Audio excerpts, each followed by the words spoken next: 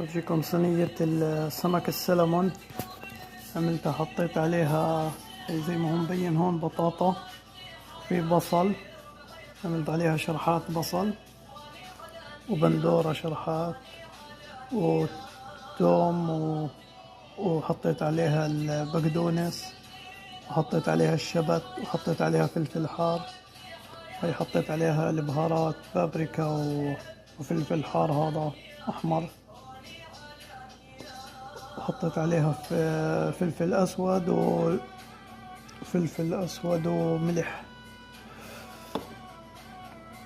هسه بدي أحطها بالصينية بالفرن حوالي 25 دقيقة واستنى. إن شاء الله بتطلع طيبة وبنفرجيكم إياها. وعملت معاها كمان هاي الشوربة، شوربة هي هيك طلعت. هي مع